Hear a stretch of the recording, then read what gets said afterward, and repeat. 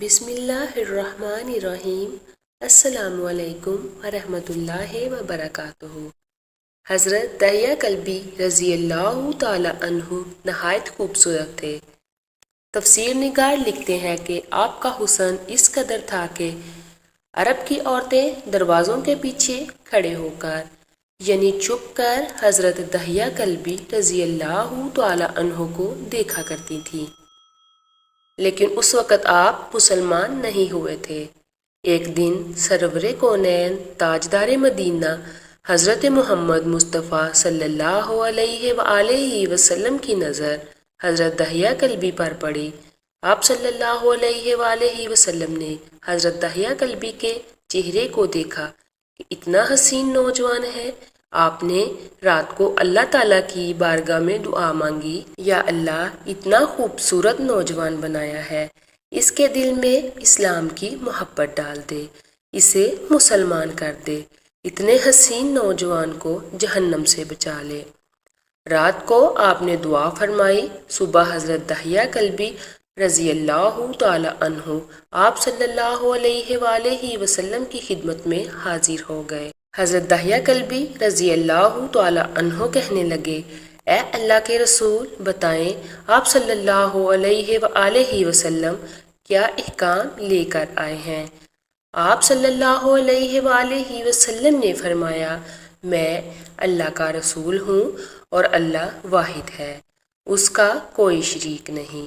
پھر توحید و رسالت کے بارے میں حضرت دہیہ کلبی کو بتایا۔ حضرت دہیہ کلبی نے کہا، اللہ کے نبی، میں مسلمان تو ہو جاؤں، لیکن ایک بات کا ہر وقت ڈر لگا رہتا ہے۔ ایک گناہ میں نے ایسا کیا ہے کہ آپ کا اللہ مجھے کبھی معاف نہیں کرے گا۔ آپ صلی اللہ علیہ وسلم نے فرمایا، اے دہیہ، بتا تو نے کیسا گناہ کیا ہے؟ تو حضرت دہیہ کلبی نے کہا، یا رسول اللہ، میں اپنے قبیلے کا سربراہ ہوں اور ہمارے ہاں بیٹیوں کی پیدائش پر انہیں زندہ دفن کیا جاتا ہے۔ میں کیونکہ قبیلے کا سردار ہوں، اس لیے میں نے 70 گھروں کی بیٹیوں کو زندہ دفن کیا ہے، مجھے کبھی معاف نہیں کرے گا۔ اسی وقت حضرت جبرائیل امین علیہ السلام حاضر ہوئے۔ یا رسول اللہ صلی اللہ علیہ وآلہ وسلم، اللہ کہتا ہے اور فرماتا ہے کہ اسے کہیں، اب تک جو ہو گیا وہ ہو گیا، اس کے بعد ایسا گناہ کبھی نہ کرنا، ہم نے معاف کر دیا۔ حضرت دہیہ آپ کی زبان سے یہ بات سن کر رونے لگے۔ آپ صلی اللہ علیہ وسلم نے فرمایا، دہیہ، اب کیا ہوا ہے، کیوں روتے ہو؟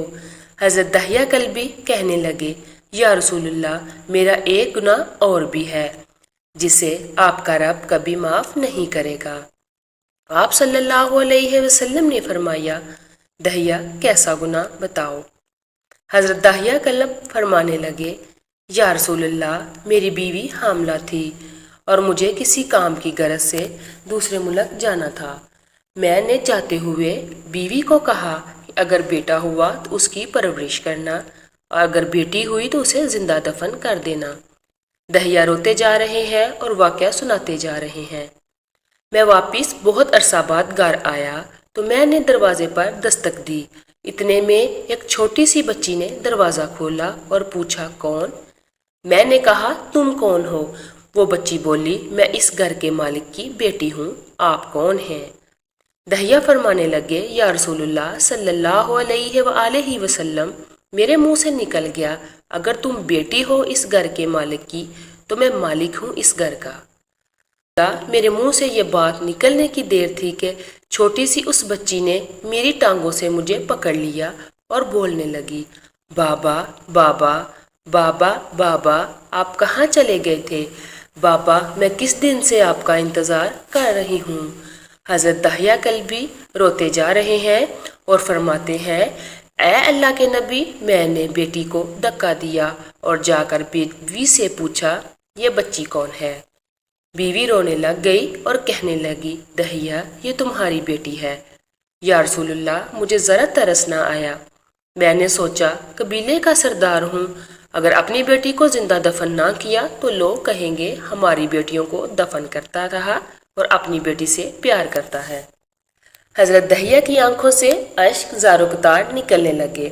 یا رسول اللہ، وہ بچی بہت خوبصورت، بہت حسین تھی۔ میرا دل کر رہا تھا اسے سینے سے لگا لوں۔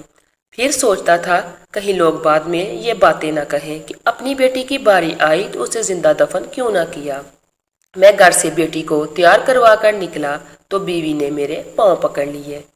دہیہ، نہ مارنا اسے، دہیہ یہ تمہاری بیٹی ہے، ماں تو آخر ماں ہوتی ہے۔ میں نے بیوی کو پیچھے دھکا دیا اور بچی کو لے کر چلتے میں میری بیٹی نے کہا، بابا مجھے نانی کے گھر لے کر جا رہے ہو؟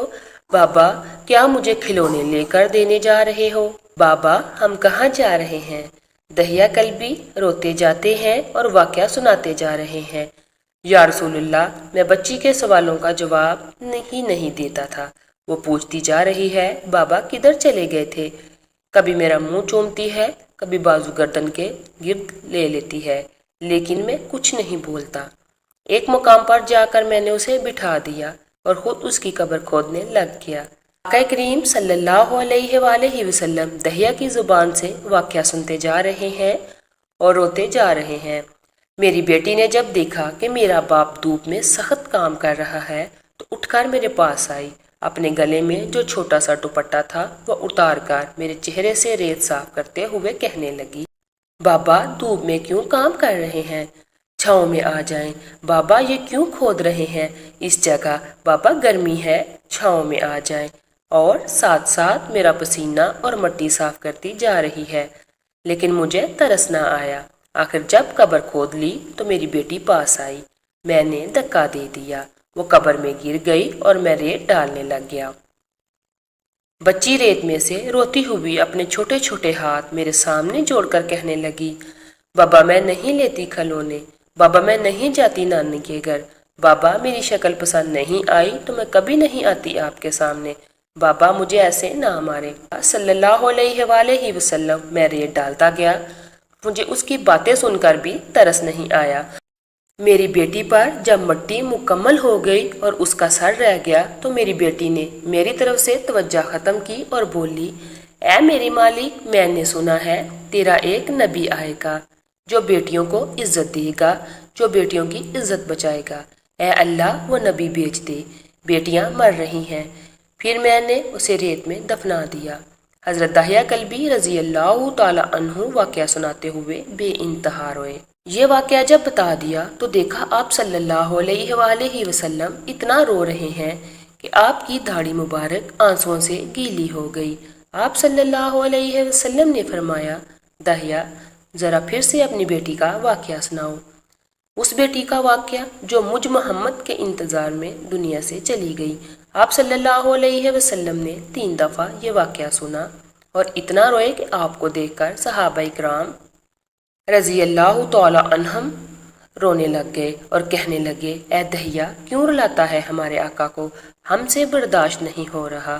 آپ صلی اللہ علیہ وآلہ وسلم نے حضرت دہیہ سے 3 بار واقعہ سنا تو حضرت دہیہ کی رو رو کر کوئی حالت نہ رہی۔ میں حضرت جبرائیل علیہ السلام حاضر ہوئے اور فرمایا، یا رسول اللہ صلی اللہ علیہ وآلہ وسلم، اللہ کہتا ہے اور فرماتا ہے کہ اے محبوب صلی اللہ علیہ وسلم، دہیہ کو کہہ دے کہ اس وقت تھا جب اس نے اللہ اور آپ کو نہیں مانا تھا، اب مجھ کو اور آپ کو اس نے مان لیا ہے تو دہیہ کا یہ گناہ بھی ہم نے معاف کر دیا ہے۔ آپ صلی اللہ علیہ وآلہ وسلم نے فرمایا، جس نے 2 بیٹیوں کی کفالت کی، انہیں بڑا کیا، ان کے فرائض ادا کیے، وہ قیامت کے دن میرے ساتھ اس طرح ہوگا جس طرح شہادت کی اور 7 والی انگلی آپس میں ہیں۔